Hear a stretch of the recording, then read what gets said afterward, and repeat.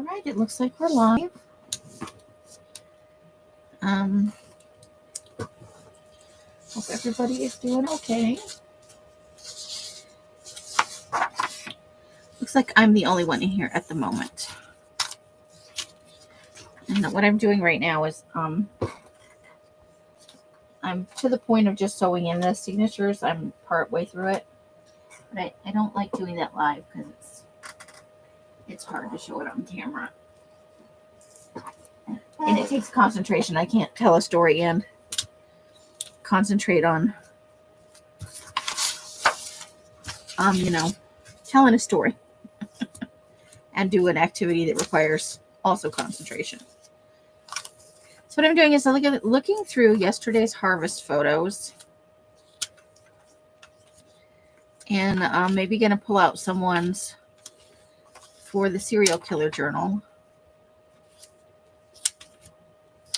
I think a lot of what we have in here, though, is nature stuff, like winter scenes and so on. We are covering a serial killer, regardless of the activity I'm doing. And maybe the snowy cabin, that could be maybe one. So regardless of the activity, maybe we've added some extra to this little graveyard. So let me make a spot over here, maybe where I can stack the ones that are keepers for the serial killer. So I hope you guys had a good Fri-Yay. I know that it's been a long week for some of you guys. That's a nice one. That's a nice night shot. Horses. Big long landscapey one. That'll probably be for our tiny teeny. Maybe we'll put it up. Oh, and I did find one. This van. It's a van conversion. I thought that might be fun for the serial killer. There's a lonely old barn out there somewhere, so maybe that. That's like a good place out of the way to maybe torture some victims. As serial killers sometimes do. That probably will go in the tiny teeny as well. So I'm going to give it a few minutes, see if anybody comes in. Right now I'm the only one. So I wind up telling the serial killer story to myself. That is okay. I know there are lots of things going on Friday night, so I'm not offended or upset. There are so many things to do on YouTube every night. But especially on Friday, I noticed there's a... Love that photo. Not for the serial killer, though. We do have some good fall ones. Maybe or a night sky at the lake could be a good one. There's a lady hiking in the woods all alone. That could be a serial killer one. More skiing ones. Words should be in a separate pile, actually. That shouldn't be in there. And we've got, there was a lot of winter in here because of the Montana Christmas sweater couple. Ew, but cutesy. So I thought I'd give it a few minutes, see if anybody else comes in, and then I'll jump right in. We're covering an Alaskan serial killer tonight. I had several choices. I love that. It's a yurt style building. Love it. I'm going to keep that one out for my personal journal. I do one day I would really, really love to live in a yurt. I don't care if I'm 80 when I do it. And I don't mean like go stay for the weekend. Like I want to try and live in a yurt. I want to see what it's really like. You never know what kind of cabin in the woods sort of thing. Are we shoving somebody off a cliff? That could maybe be a thing.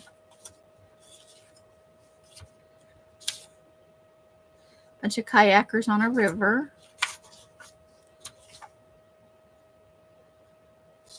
Cycling in the fall. Cross-country skiing is, I think, good exercise. I hear it takes your whole body. More winter. We got lots of winter stuff. We'll have good fodder for our winter images.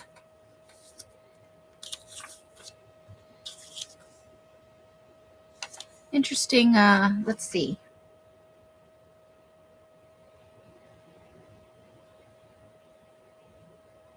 I think there are tiny little huts on this. It's like for docking boats, but I think there are, it could be storage space though. That's interesting. Let's keep that out. Food standing at attention on a plate. I wonder how they managed to do that. There's a barn with a bunch of people eating. I love the A-line frame of the barn. And then there's open paddocks here on either side. It's an interesting design. I like it. Sunset picture. More snow. These are all big pictures, so they're probably not conducive to the half dome.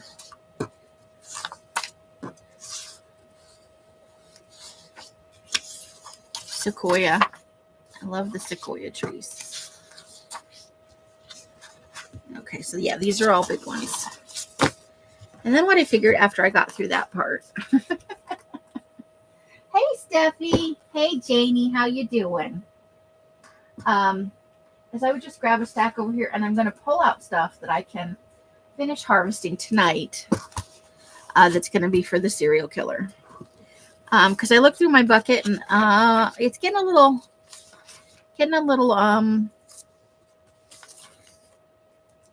scarce in there. Not a lot to work with.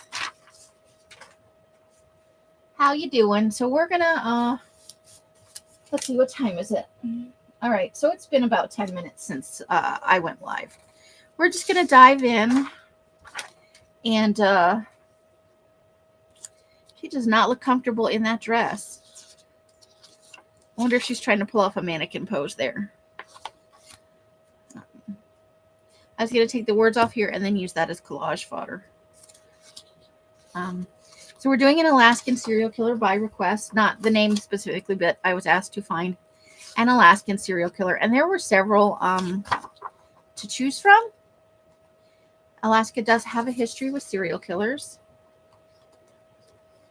I'm trying to see if this is one piece or, because I feel like it's more than one.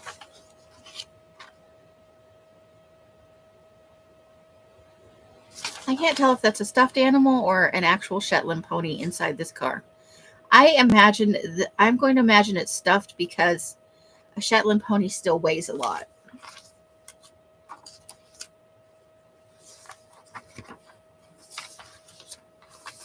And I think that would be unstable for, like, being in a car.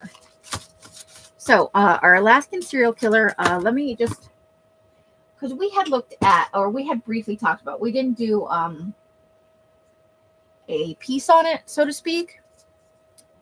But I watched the movie on Frozen Ground, I think it's On Frozen Ground, which has Nicolas Cage and some other really good actors in it, which focused on the famous Alaskan serial killer, Robert Christian Hansen, who was known as the Butcher Baker. And he killed, I think he was convicted of 17 murders, and they suspected him of many others. But we had talked about him because of that movie, so I didn't choose to cover him. There were two that kind of fascinated me, and they're kind of on opposite ends of the spectrum. So I thought I would do Joshua Wade tonight, and I'll cover the other one in next week's a serial killer video. So we're going to do Joshua Wade tonight, who is convicted of 5 murders, suspected of others, but there's that dubious thing, where sometimes serial killers confess to things they haven't done. Hey, Janice, how you doing? Waving back at you, waving. So yeah, we're focusing on, his name is Joshua Wade. His parents are Catherine and Gregory White. Or wait, is that right?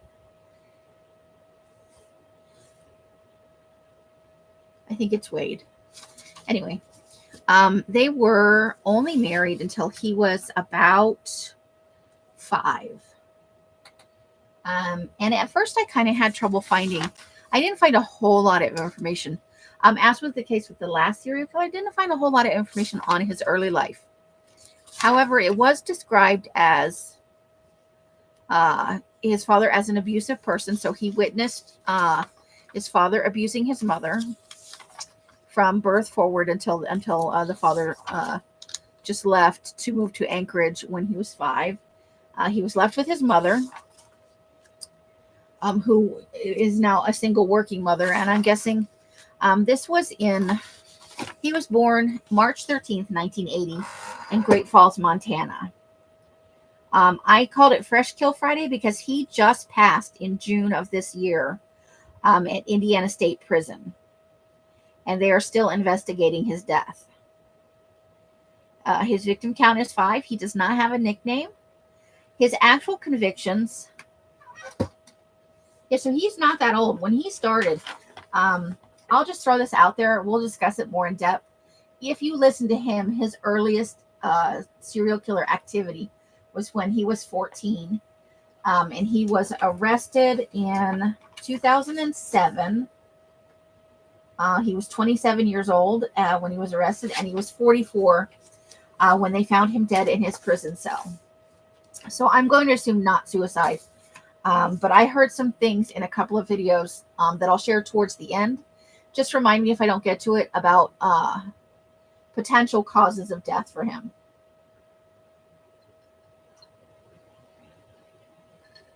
I feel like if we just jump ahead to that part, we're focusing on him more than we're focusing on the victims. So yeah, he was relatively young. So I looked it up because I always think of serial killers as being not teenagers, like they might have had proclivities as teenagers, but generally speaking, I don't think of them as terribly young people. I kind of think of it as a late 20s, early 30s thing. So I did look it up. It's saying what I got is that serial killers tend to be between 19 and 30 years old. A person is less likely to be a serial killer if they're in their 40s, like if that's when they're starting out.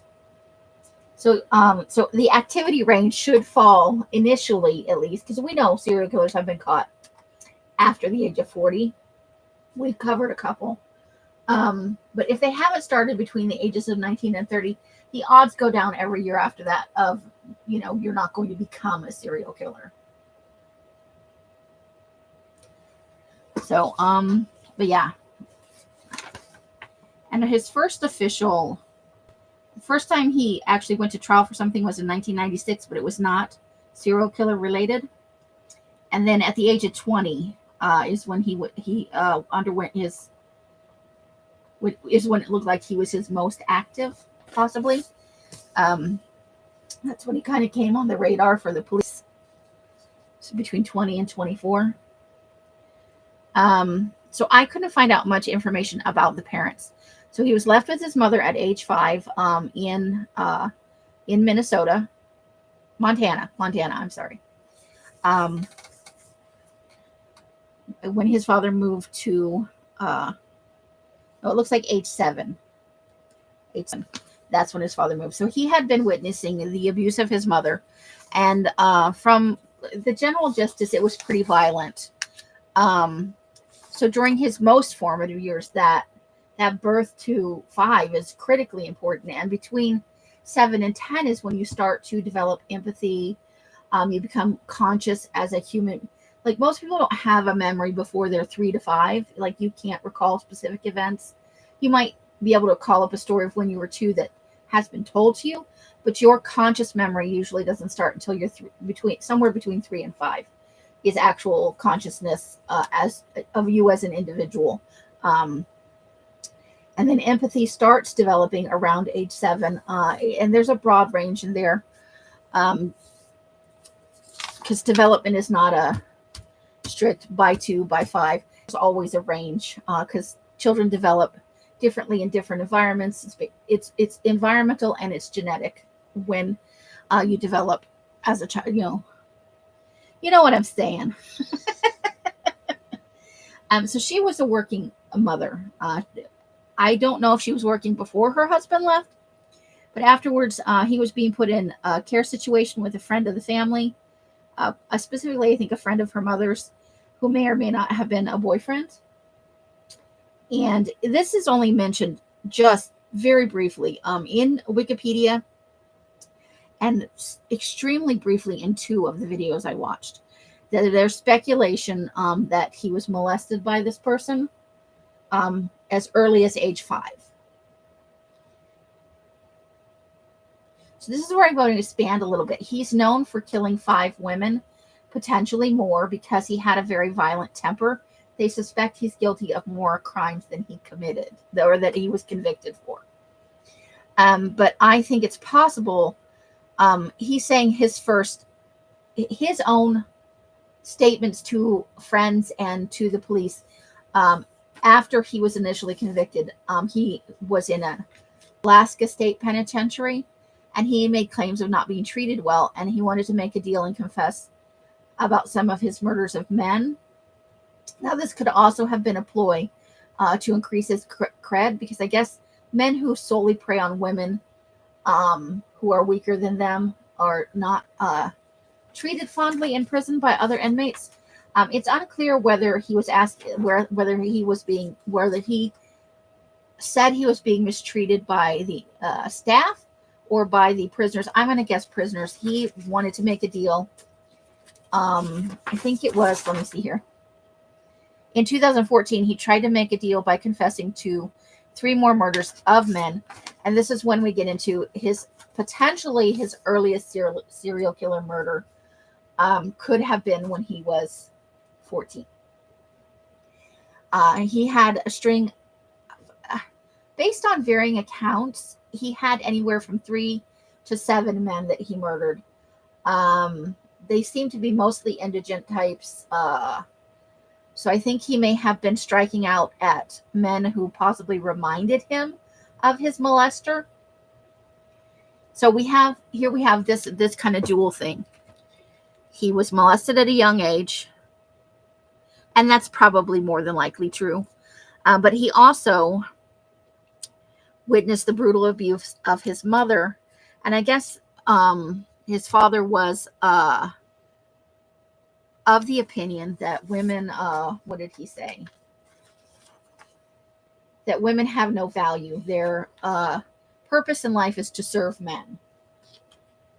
So that's kind of the foundation of his young psyche, is seeing women more as objects or as, hi Mari, how you doing? We are talking about Joshua Wade, who murdered 5 women in Alaska. His activity span is from 1994 to 2007. Officially, that's in his... Hey, Jacqueline, how you doing? Again, serial killer Joshua Wade, born March 13th, 1980 in Great Falls, Montana. He died just recently in June 2024 in Indiana State Prison. His activity span was 94 to 2007. That's his official span. Victim count is officially 5. Hey, back at ya. His initial conviction was for carjacking, resulting in death, which is and then he has a first-degree murder conviction as well. The base of his operations was Anchorage. So we're still talking about his childhood, where he was living with his mom after his father took off. From early childhood, probably from grade school forward, a long history of violent behavior. He had a terrible, terrible temper. He was prone to fits of rage, which he saw modeled from his father. Lovelace Crafting Lodge is Jacqueline, for you guys that don't know. Wonderful, wonderful person. Amazing talent. She is also a paper dyer and journal maker. Such a fun thing. She's over on Instagram. Her links are in my live from last night. Um, uh, so yeah. So I would say from 7 forward, he kind of has a documented history of violent outbursts. We're all dying a little bit every day, in both sense of the words, probably. And from the fits of violence, so he was very hard to manage for his single mother who was trying to work, and she's recovering from abuse herself. And then there's the molestation thing that probably happened around age 5. So at age 7, he moved to Alaska to live with his father because his mother just could not handle all of his violent outbursts. He continued to have violent outbursts once he moved to Alaska, but this was also followed by kind of a string of criminal behavior. Theft, burglary, weapons offenses, drugs, a lot of petty stuff. I think fraud as well.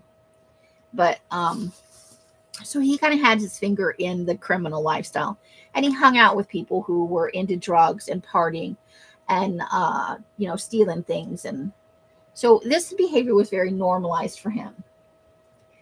His first real he had some minor incidents with the law, which his father was able to talk him out of, but his first serious offense happened when he was 16 years old in 1996. When he was 16, he stole a gun and he was pulled over in the car. When they pulled him over, he had a handgun and cocaine. So he's in a stolen car. He has a handgun. He's got drugs. So they arrested him, and he went to trial for this. His father often interceded for him. So he gets caught. Even before it went to the cops, he was caught doing all kinds of things. And so he gets caught, but he never really has to pay. And here he is in court where he might actually have to pay for something. His father hires a lawyer and gets him off for this offense. I think he had probation afterwards. And apparently told him in front of other people, if you're going to break the law, don't get caught. So basically legitimizing not only his violent behavior, but his criminal behavior as well. And I think that young Mr. Wade took this to heart. But I think it's an acceptance that it's okay to be a criminal as long as you don't get caught. The caveat here is that he had a violent, explosive temper. Hey, Roseanne. So he was not very good at a lot of his crime was spur of the moment in terms of the murders, I think.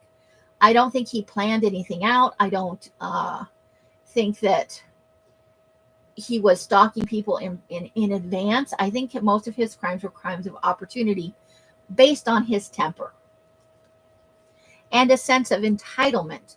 Remember, we talked about his father attitudes towards women were that women have no value, that they're there to serve, to be of use.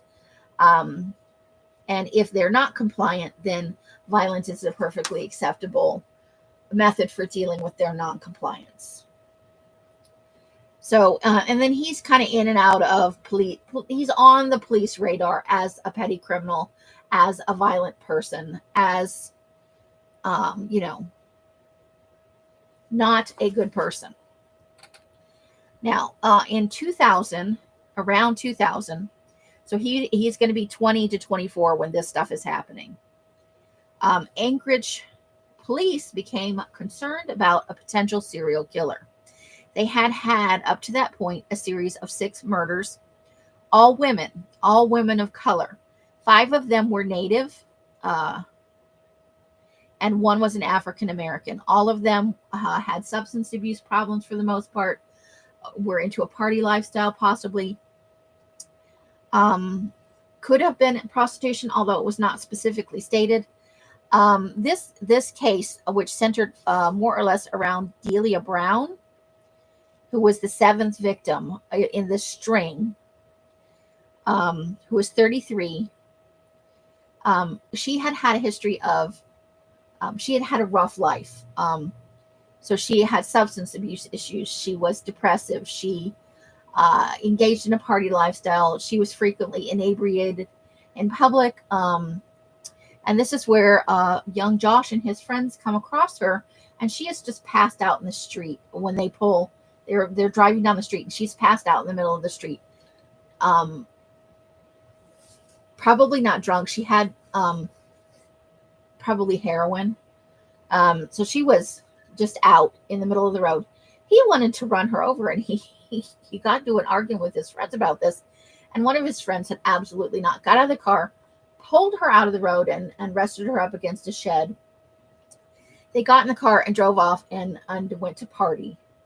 At some point during the partying, because Josh was still talking about he wanted to kill this woman. So he's saying this to his friends. He left the partying at some point, and it's never been proven, but it's felt that he went back. He took her into the shed that she was propped up against, and he brutally raped and murdered her. A savage attack, to the point where one of the videos said a detective commented when they were trying to gather her remains that that her brain matter was like loose ice. That she had been about the head and shoulders abused so badly that she was almost unrecognizable as human, and her brains were not solid. Let's go with that. She had multiple stab wounds and abrasions, so she was not treated well before. Although there may be the blissful happenstance that perhaps she was not conscious for any of this because she was so high. Not quite slush. I think it was chunkier than that, but not solid. It was like trying to pick up, ice that was melting, is I think what he said. Something to that effect. And it still kind of upsets me a little bit because that's a lot of violence when you think about a beating, the duration of that. And it's not clear whether there was a weapon used. I think she was shot though at some point. But so he brutally raped and murdered her. And then he went back and told his friends about it, and even brought some of his friends to look at the body. So there's all these young hooligans from like 17 to 24 age, his group of friends. These are his party friends and kind of delinquents as well. One of these friends eventually did go and tell the police. Let me get back to this. Let me check my notes here. And I think some of his friends who didn't go see the body thought he was lying, that he was just trying to act all badass. Once the police had found the body and they had got so initially a friend came forward and then a couple of them, but the prosecution was worried that because they're criminals and drug addicts, that their testimony alone would not get them a conviction. But they had very little physical evidence. There was a fingerprint found at the scene. They knew the caliber of the gun used, but they couldn't find a gun to go with it. The fingerprint turned out not to be his. She had a live-in boyfriend who was was abusive, but he was not in Anchorage at the time of her when she went missing, and then when she was found murdered. This did go to trial, though. It initially started with a district attorney who was, I think, the first female district attorney in Anchorage. And she stepped down from the case about halfway through, claiming personal problems or illness. I'm not sure which one. And the case was taken over by two novice workers in the district attorney office. And the case kind of fell apart. It wasn't very strong to begin with in terms of evidence linking him, other than this testimony, which was from criminals. So he was acquitted of the murder charge. The only thing he was found guilty of was, because they didn't just accuse him of first-degree murder, they threw in a bunch of other stuff, tampering with the body and other stuff like that. So he was only found guilty of tampering with a dead body, for which he got a 6-year sentence, of which he served only about a year. He got time served, and then, however it works, good behavior or crowded prisons, or because he was acquitted of the murder and basically was accused of poking a dead body. Her family, though, the girl Delia Brown's family, was outraged, and because all of the murders up to this point, he's about to commit an 8th murder coming up here. Surprise! Were for almost exclusively Native women. So one of the videos threw out this statistic. Only 20% of Alaska's population is Native. 54% of Alaska's sexual assault victims are Native. So for the small percentage of population that they are overwhelmingly represented in the sexual assault victims area. So this was becoming kind of a political thing. Violence against, and one of the victims was Native, violence against brown people, more or less, but specifically against indigenous peoples. And so there was kind of a big to-do, and some of you may have heard about this. This would have been in 2000 when this was happening. So he's definitely on the police radar now. He moved into a place, and he was living with some other younger people, some college students possibly, and then some more of his criminal type. So there was probably 8 or 12 people living in a house, and he was, it came out later that he was renting a room. So his name was not on the lease or the ownership papers. So he was a little bit hard to find if they had been looking for him. So he was, I think that was a measure to stay off the police radar, because I don't think he stopped killing in between 2000 and when he gets caught again in 2007. Well, it starts in 2007. This investigation goes on between August 2nd and September the 7th for Mindy Schloss, who was a psychiatric nurse working a job that took her.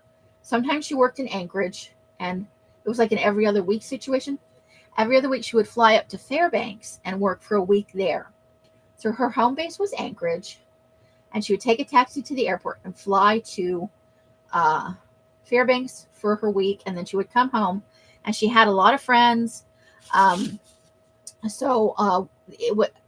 When this happened, October 2nd is when she was reported missing. She didn't show up for work, so she would either leave on Sunday night or Monday morning to fly to Fairbanks. She was immediately noticed missing because she was reliable, and she had a psychiatric nurse is not generally a flighty person. So she was reported missing right away by her work, and one of her friends went over to her house and found that there were dishes. So she, knowing she was going to be gone for a week, you wouldn't normally find dishes out in her house. She had a pile of bills on the table rather than the usual check that she left for her housekeeper to pick up while she was gone. So initially she just reported missing. Her car was not in the garage. Obviously she would not drive her car and park it at the airport for a week. That would be exorbitant. But she regularly took a taxi. Her car was missing out of the garage, so it was reported stolen as well. In all of this, her friends were really integral to her being reported as a missing person and for how quickly she was found, honestly. Because she was left in an area where if the snow had come early that year, she probably never would have been found. And so they go through this big, long process of first they checked her bank statements, and there were 2 $500 withdrawals. One the day she went missing, and one the day after. 2 $500 withdrawals with her debit card. So they obviously went for the footage for that. And the withdrawals were not made by her. They were made by a man. He was wearing a jacket and a hat, and he had a bandana up covering his face. And this will be important later. In one of the videos, I think the second one, his jacket was unzipped and he was wearing a crucifix. So they could not recognize him because he covered his face. Even people who knew him, two of his girlfriends tentatively ID'd him through the video surveillance. Her car was not immediately found at the airport. It was later dropped off there, and the video surveillance, again, a man in a hat and a jacket. Two of his former girlfriends had tentatively ID'd this video footage as him, but they really couldn't beyond, yeah, I think that's him, prove it because the face was obscured in all of the videos. So during a house-to-house canvass, they go to the next door neighbor's house and nobody answers. Only one of the videos says this, that they could hear people home, but nobody came to the door, and they can't make people answer the door. But they tried several times at this house, and sometimes they would get people in and sometimes they wouldn't. Trying to figure out like who's renting the house and stuff. At some point, a woman living in the house said that a guy named Wade lived there. Or Josh. I'm sorry, a guy named Josh. She didn't have a last name. She said so many people come and go. I don't know what his last name is. And then later, another person who lived in the house said, yeah, John Wade lives here. He rents a room from us. Or Josh Wade. And the police, like, immediately, they're like, oh, that's suspicious because of his former trial with Delia Brown. So they start looking into him immediately, more in depth, trying to figure out if he was in town when this happened. And I'm guessing he didn't have a regular job. So I'm looking here to see if there's anything for the serial killer in any of these images. Nice ones, but I don't think so. So they start to really, really focus in on him. And at some point in the investigation, they come across yet another girlfriend. And apparently he was having her drive by the house after the murder, kind of getting a feel on the neighborhood, where the police still canvassing the neighbors, and I think he said some suspicious things to her. But he also left a backpack to her. And when she went to the police, she turned over this backpack. And so this is where they get some of the physical evidence that they're going to try him with. During this time also, he had gone to one of the women in the neighborhood, I think across the street, the female neighbor there, went over and said, hey, the police are in the area, was kind of explaining the woman across the street is missing, I live next door, and specifically asked her to not mention his name, Josh, to the police. So initially when the police came to her house, she wouldn't talk to them. I think she called afterwards and said, I'm glad to talk to you, but I need to come to the police station. You can't come to my house. So she related that story to them, and that's, some good evidence that's not, it's not going to prove the whole case, but it's a good piece of the case. But when they got this bag, let's see. Did I write down?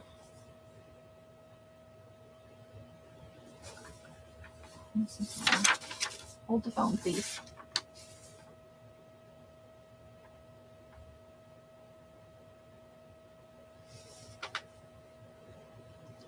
I think they found a phone with pictures of him holding a .45. Not the gun itself. The pics found of the gun from a cell phone in the backpack.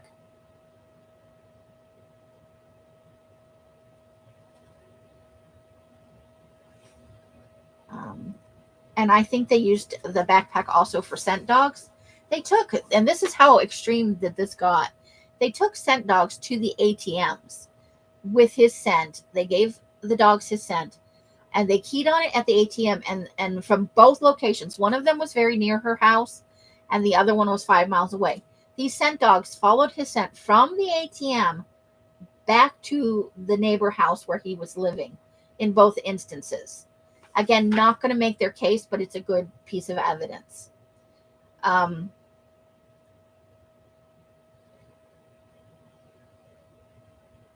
So he was taken into custody and initially denied everything. Like that he didn't know anything, that they were just neighbors. And I'm sorry, I know I kind of wrote my notes all over the place. I didn't get them in as good an order as I normally do. They caught him. He had gone and asked this girlfriend that he left the backpack with for a ride, and she said no. He was starting to scare her. She immediately called the police, and they were in the area. He went, so he had already left the immediate area, but he went into an apartment complex a building where he knew some people, and he knocked on their door, and he got them to let them in, and then he held them hostage. It was a brief hostage situation where he eventually opened the door and let himself be taken into custody. But he kept asking for his lawyer, and he felt like they were going to shoot him, and he didn't want to die, basically, which I think they would have done the world a service if they just shot him in the face. But they wouldn't have got what he eventually confessed to. So apparently he went into her house on September the 2nd to burglarize her house. I don't know.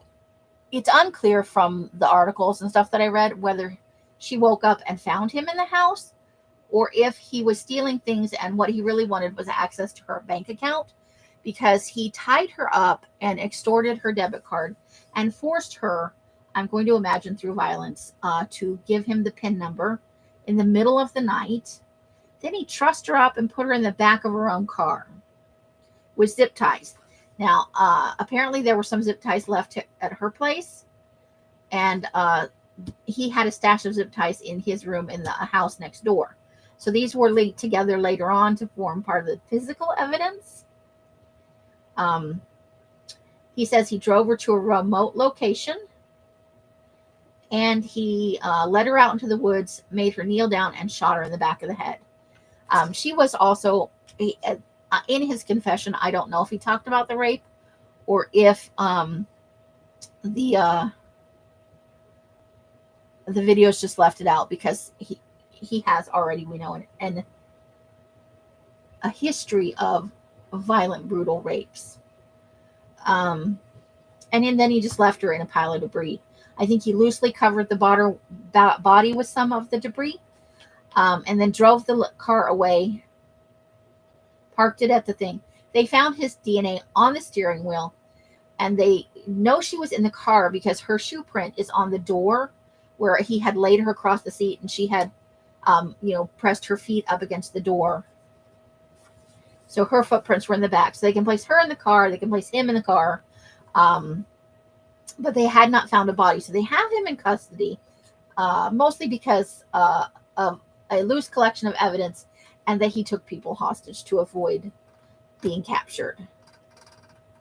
He'd already been through the court process, and he did not. I think that's part of the reason he ran.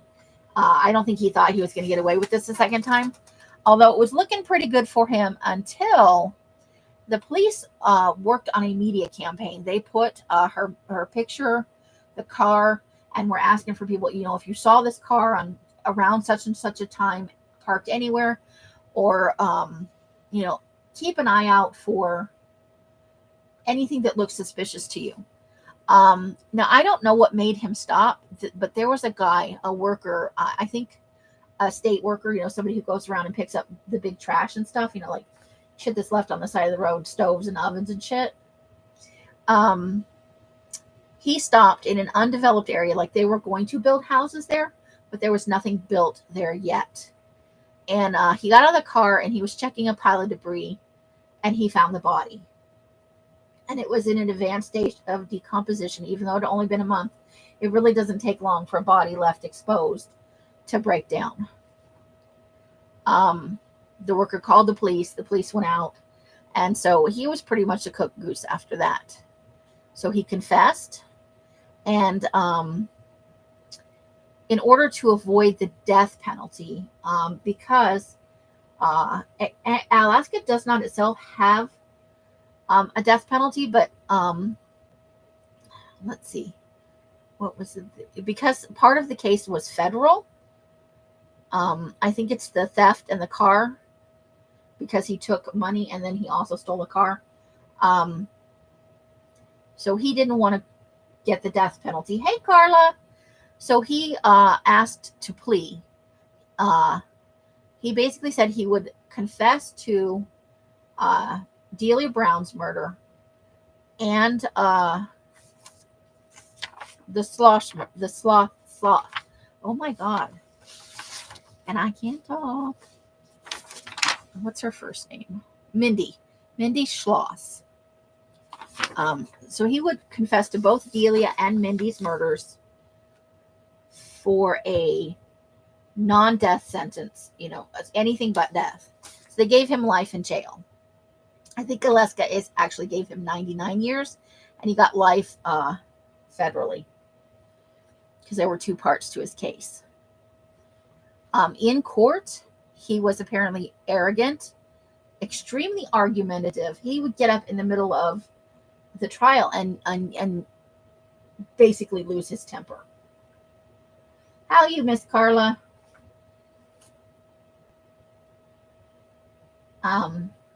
So yeah, guy's cuckoo for Cocoa Puffs. Extremely violent, short-tempered, high ego. So at the end, when he's being sentenced and he's trying to, make this deal and stuff, the judge basically told him, shame on you. You have essentially preyed on defenseless women. And he gets up and yells out, to the chagrin of his lawyers, what about the men?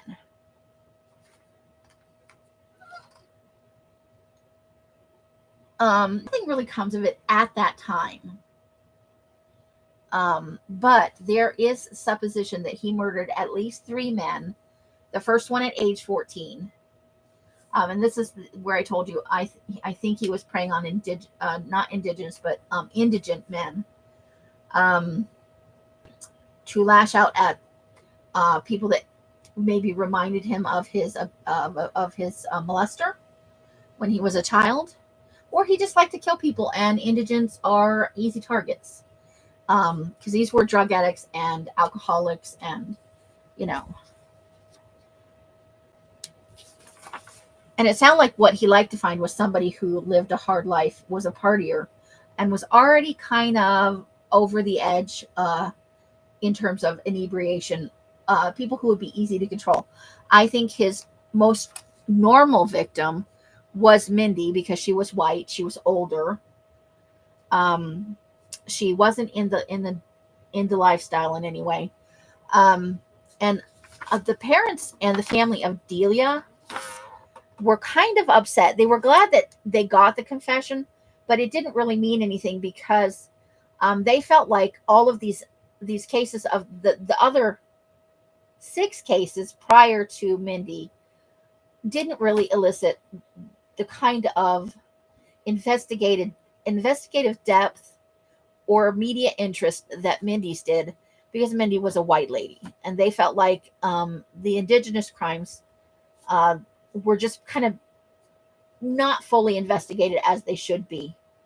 And there wasn't that unfortunate thing with novice district attorneys, employees, handling Delia's case and not handling it well. But I think that they probably do have some. It is categorically across not just Alaska or the continental United States. It's kind of a theme.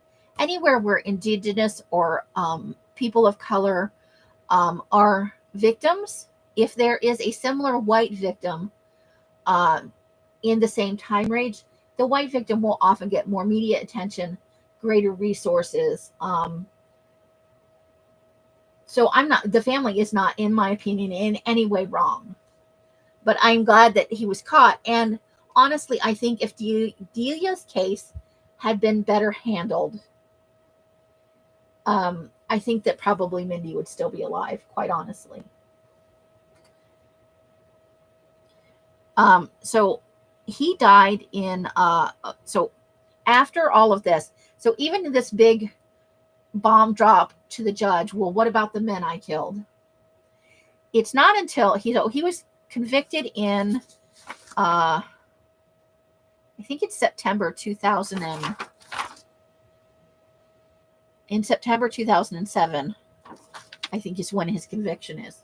It's not until 2014 when he makes charges that he's being mistreated as an inmate in the state facility, in the state penitentiary, where he wants to be moved to a federal prison facility, that he tried to make it, and obviously successfully, because he's not in the Anchorage penal facility. He got moved to Indiana, and he died in 2024, this year in June. He was found dead in his cell. Now, they're still investigating. I'm going to go with not a suicide because I think they would have already called that. It's September. He was 44 years old when he was pronounced dead. And I learned in a couple of the videos that he was arrogant and angry and kind of a button pusher, and saw himself as many serial killers do. He had quite the ego. So I think it's possible he was murdered because he was just a jackass in general, including in prison to other inmates. So it's possible that he was deliberately murdered by one or more of his fellow inmates. And I can't say I'm sad about that. This is a piece of shit person. I'm sorry that he had a very difficult childhood, but he was already angry at such an early age. Like, I don't know if therapy would have helped him, quite honestly. It seems like his blueprint was rage. He might have already had an aggressive blueprint, and then his father was violent, and then he was molested, and he had a single mother who just couldn't keep up with him. And then he moved to Anchorage when he was 7 to be living with his father, who did not, for his lifespan, have a very, his father's still living, I mean for Joshua's lifespan, did not have a very positive view on women in general. So yeah, that is all I have about Joshua Wade, born in 1980, died in 2004. Officially, 5 victims, potentially up to 20 more, based on the various things that I saw and I read. And if he is to be believed, his earliest murder was when he was 14.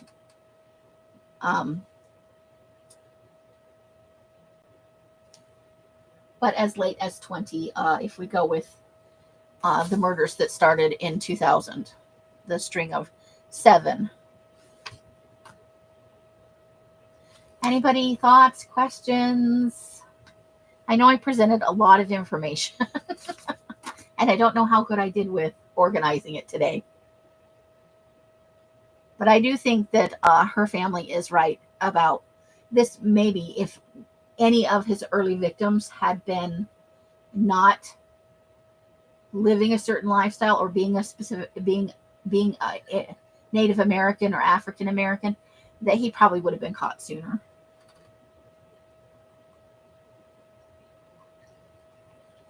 But I also looked this up. Historically, serial killers focus on victims under 24 years old. I don't think it's a deliberate choice. I just think that's easy access. That they generally, the victimology reflects, I think, when they start killing, kind of, that's their, not exclusively so, but two of the women, because I believe that Delia was in her, let's look at how old was Delia? Delia was 33, and I'm pretty sure Mendy was in her 30s as well.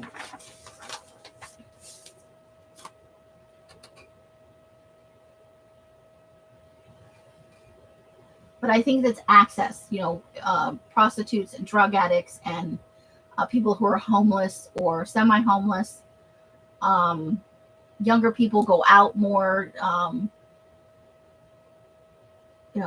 We don't do much partying usually. People over, so I think that's just a happenstance. I'm going to cover probably a more well-known one next week. And then we'll move into, I'll find something interesting in the UK. Because we started with, somebody wanted a Canadian serial killer and then Alaskan. And so I'm kind of working through it. But I do have a second one that's kind of on the opposite spectrum of, like, he's kind of rage driven. And he likely got caught. I'm honestly surprised he didn't get caught sooner. Simply because he was going around telling people he killed other people. But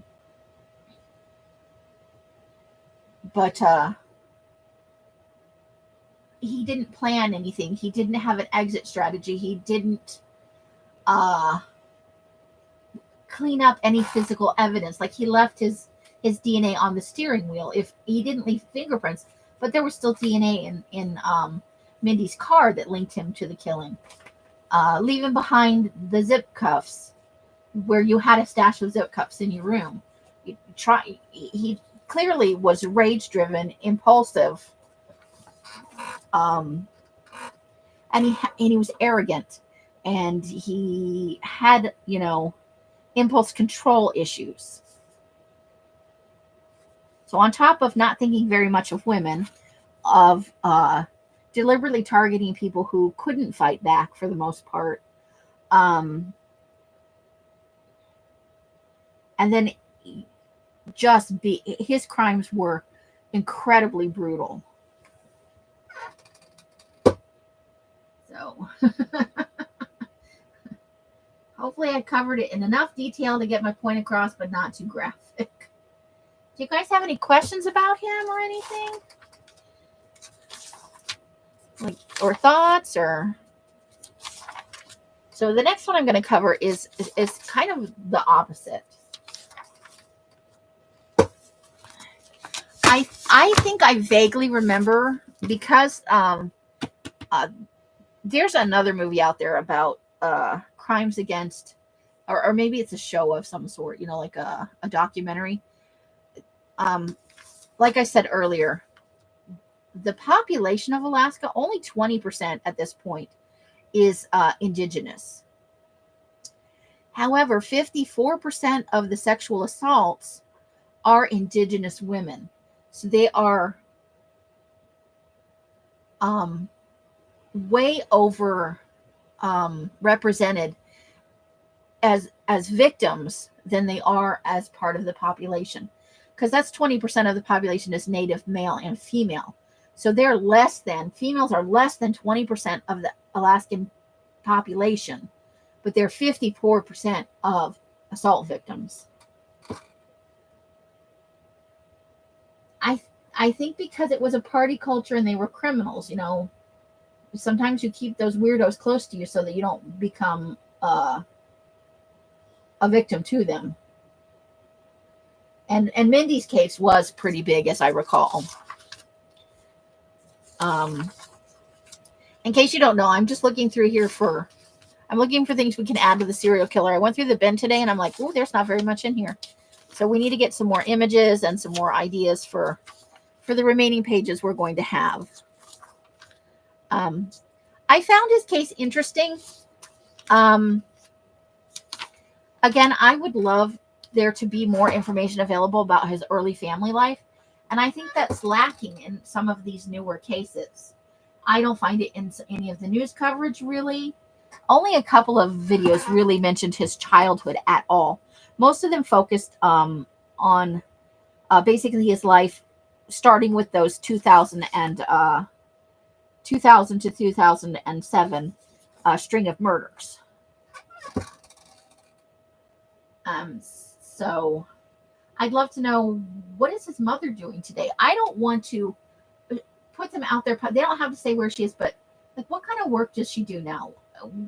Where is his father? What is he doing? I'd like to see some psychologists come into this and give some thoughts. But I think with the more modern serial killers, because the family is still living, I think we don't get as much information. I saw several clips of the family talking, like Delia's family talking about this, and some of Mindy's friends talking about her. But you don't really see anything from, and maybe that's right, because I think that a public tendency could be to shame the parents.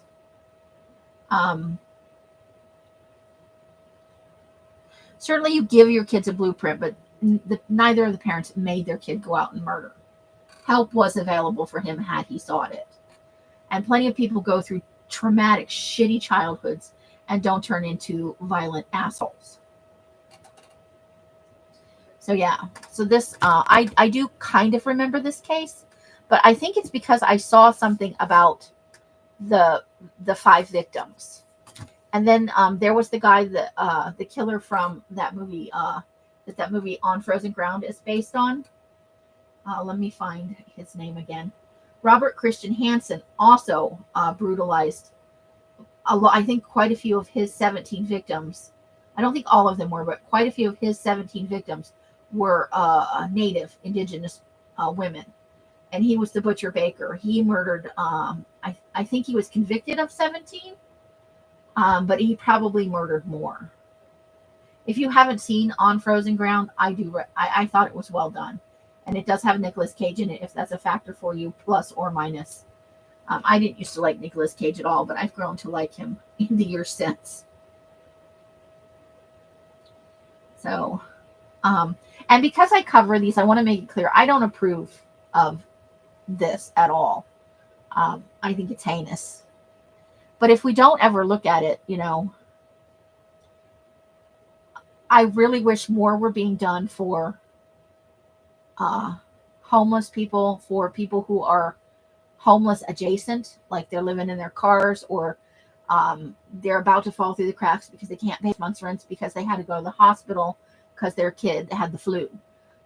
I really wish that there was more options available for people who are addicted to drugs, but maybe would like to get more help, and maybe just more of a police interest when this type of person who is extremely at risk comes up missing.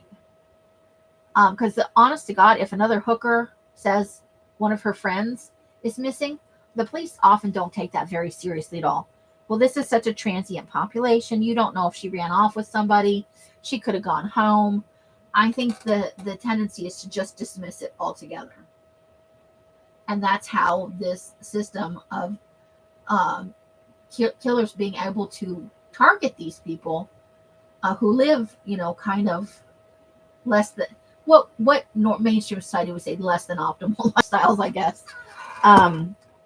That it's an easy victim pool. So I think I certainly think a lot of fledgling killers start there. Some that's exclusive, but some do grow beyond that and start to target other groups. But I think that's where a lot of serial killers do cut their teeth, so to speak. All right, so that is our serial killer for today, guys. Joshua Wade, active from 1994 to 2007. He was born in Great Falls, Montana, And his all of his murders that he was convicted of happened in Anchorage. So I'm not sure how he wound up in Indiana, other than it's a federal facility that maybe had room at the time. When he made the deal to move from a state penitentiary to a federal one.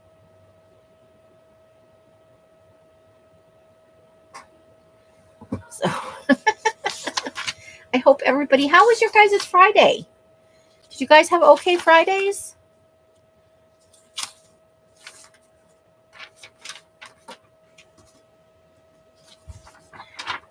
I had a pretty relaxed day. Els and Sandy and Buggy were gone for most of the day. I think doing something for school. Because Buggy showed up last night. And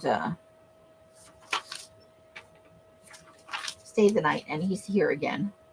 But I think that he's here for something school related.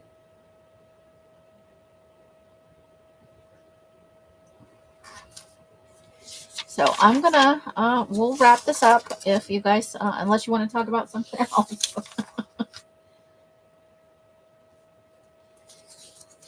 And I think the statistic most often thrown around is less than 1% of the population are serial killers. They just get a lot of attention. So it feels like there's so much more going on. But Anchorage, Alaska is a fair-sized city, but 7 murders in such a short span in the early 2000s. That's something, you know.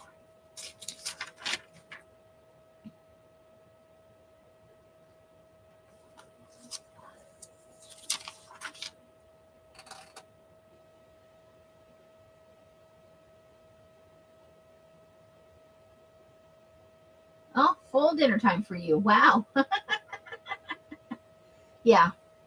I finally got to Dollar Tree and found some Halloween decorations and some pattern. Oh, nice, Mari. That's a nice score.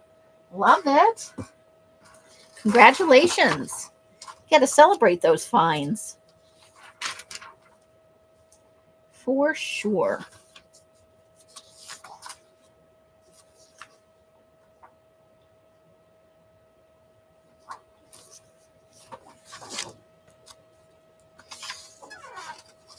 I think that's an excellent find. And Halloween, I love to just go look at the Halloween decorations, you know. It's nice.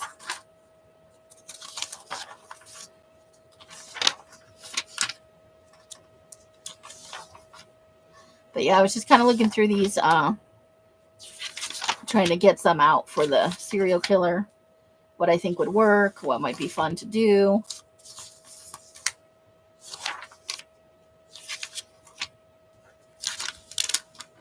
Oof. So, all right. Well, we've been on for about an hour 8. I got to look through a pretty good pile of this. I have tons of work to do this weekend. So, are you guys want to do a Murder Monday, or do you want to keep it on Friday? Like, what's good timing for you guys? Oh, how fun is that? Just go aliens. They're like in bright suits and stuff. That is fun. Let's put that in the whimsy pile.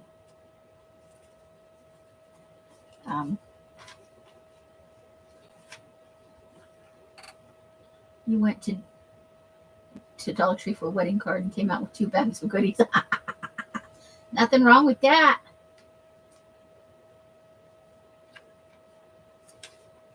I think it's very easy to go into Dollar Tree and come out with at least 2 bags of stuff. For sure. They got the goodies, and they got the cheap goodies is what's awesome. There's a lot of fun stuff in there.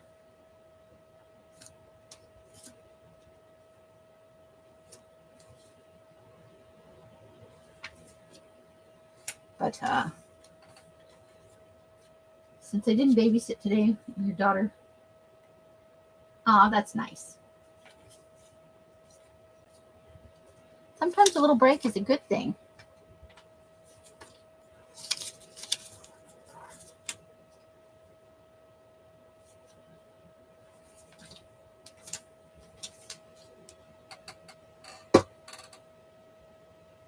Oh, I didn't see that. Was it in last night's video? If it's in last night's video, I might give it a rewatch. I didn't catch last night's. I looked at the clock and it was like 4:30, and then the next time I looked at the clock, it was after 7. And so I had missed it, and I was scrambling to get my stuff together for last night's live.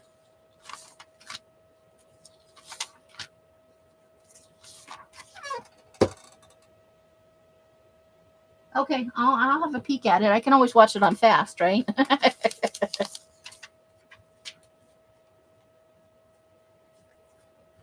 She has good content. And a very nice group of ladies. They're fun to talk to. So yeah, they're saying basically her body was Mindy's body was found maybe a week or so before, the normally the snow falls. And if the snowfall had come early, they probably wouldn't have found her until spring, if ever, because the body was already pretty decomposed. It's one of those hologram pics, but it has a recorded hollow screen. Oh, yeah. I can see Popo loving that for sure. She definitely has a type, right? A type of thing she likes. I didn't think anybody could be creepier than me, but Susan could give me a run for my money.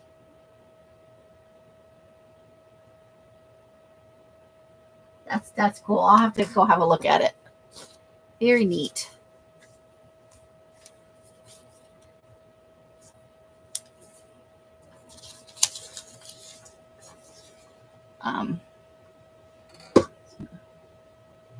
All right, so I'm gonna let you guys go for the night. Get on with what you're doing. Maybe I'll mix it up again next week, and I'll have to look at what I have prepared to do, and look at the week schedule. But I will let you guys know ahead of time if it's different than this week or different than the regular that we normally do it on. I have had a great time hanging out with you guys this week. I have a super busy weekend planned for me, and I am hoping I can get at least a quarter of what's on my list done. I'm past a super old scary baby.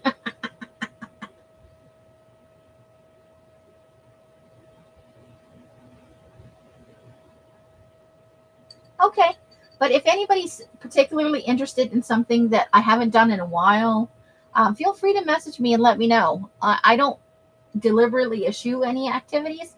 I just I kind of get hyper focused sometimes. But I did enjoy researching today. Like I said, I found kind of 2 I'm interested in, and then we're going to move over to the UK, and we'll do something from the UK that's not Jack the Ripper, because I am not a Ripper file. Bring no dolls home, especially secondhand ones. Yeah, you never know what you're getting into. Although I have brought home quite a few secondhand dolls. But I'm going to be looking forward to doing some more creepy baby stuff coming up, and especially after I move. Certainly not going to quit creepy babying it. I have is it Brooke to thank for that, right? She was the originator of the creepy baby, journal. That's what originally sparked my interest in delving into creepy babies. When you have the time, we'll be here. So I won't be live this weekend, but Monday we'll be doing something. Yeah, it was Brooke with the creepy baby. I was pretty sure. So I hope you guys have an amazing, awesome weekend. I hope to see you on Monday evening around 6:15 if you are available. I will be sure to post in advance. I am trying to be much better about posting it both in Patreon and on the Facebook group, so that if the notification for some reason doesn't go out, it's at least in another couple of places. So however you guys are spending your days and nights, I hope it brings you great joy and happiness. Each and every one of you absolutely deserves it. Until I see you in one of my lives or in a box somewhere, I wish you guys the happiest of crafting. You are some amazing ladies, and I am so grateful to have you in my lives and in my life. Bye, bye, bye, bye. Thanks for coming in, Janice and Roseanne, and Mari was in, and Carla was in. If I'm missing anybody, Steffi was in earlier. Love you all bunches and have a great rest of your weekend. See you on Monday. Bright blessings and hugs and hisses to you all. Let's push that button. Push the button.